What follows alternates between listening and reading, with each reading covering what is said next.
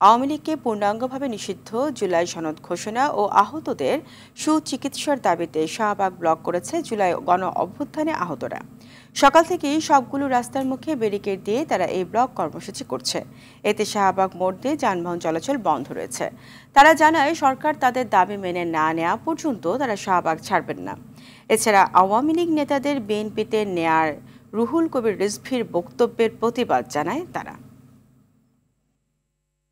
চিরতরে নিষিদ্ধকরণ করতে হবে। দ্বিতীয় উদ্দেশ্য ছিল আমাদের পুনর্বাসন সহ সুচিকিৎসা নিশ্চিত করতে হবে। তৃতীয় উদ্দেশ্য ছিল আমাদের রাষ্ট্রীয় সম্মান, যেটা জুলাই সনদ বলা হয়, সেটা প্রেস কনফারেন্সের মাধ্যমে আমাদেরকে জানাইতে হবে। সকলেই তাদের প্রতি আমাদের জোরালো দাবি থাকবে যে আমাদের দাবিগুলো অনতিবিলম্বে আপনারা মঞ্জুর করুন এবং আমরা যারা আহত আছি আমাদেরকে হসপিটালে এবং বাসায় যাওয়ার জন্য সুযোগ দিন। আওয়ামী লীগকে নিষিদ্ধ করে কোনো ফল পাবেন না। 90% কুশীলভ আওয়ামী লীগের চেয়ারে বসা আছে, তাদেরকে ছাঁটাই করার ব্যবস্থা করার আগে। দর্শক, এই মুহূর্তে শাহবাগ রয়েছে সহকর্মী আর বাদল, সরাসরি যুক্ত হচ্ছেন তিনি আমাদের সঙ্গে। বাদল, আন্দোলনের সর্বশেষ পরিস্থিতি কি জানাবেন? ফারিয়া, এখনো অবস্থান কর্মসূচি চলছে। তারা কিছুক্ষণ আগেই বলেছিলেন যে তাদের দাবি আদায় না হওয়া পর্যন্ত তারা এখানে অবস্থান করবে। ঠিক সেরকমই তারা এখন পর্যন্ত স্লোগান দিচ্ছেন এবং এখানে চারপাশের সড়কই অবরোধ করা হয়েছে। বিশেষ করে এই শাহবাগ চত্বরে প্রবেশের যে মুখগুলো রয়েছে মৎস্য ভবন থেকে বন্ধ করে দেয়া আছে ওদিকে।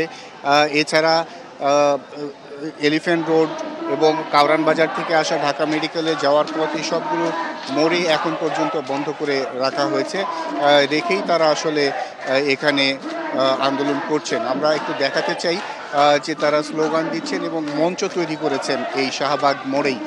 এখন সেখানে তারা যে স্লোগান দিচ্ছে সেখানে মঞ্চে লেখা আছে আহত জুলাই যোদ্ধাদের অবস্থান কর্মসূচি।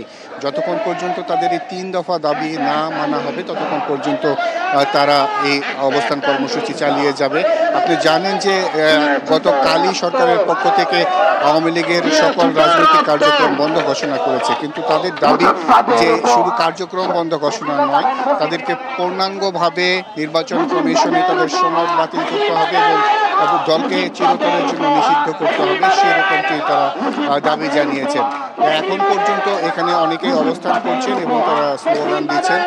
তারা যেহেতু বলেছেন যে এখন পর্যন্ত তাদের অবস্থান চলছে এবং এই অবস্থান কর্মসূচি চলবে। আর যেহেতু বৌদ্ধ পূর্ণিমার ছুটি, যে কারণে যানবাহনের চাপ না থাকলেও এই পথে যারা আসছেন তারা ভোগান্তিতে পড়ছেন। তো অবস্থান কর্মসূচি চলমান রয়েছে, পরের সন্ধ্যাতে আরো বিস্তারিত জানিয়ে দেবো। ফারিয়া। বাদল, আপনাকে ধন্যবাদ।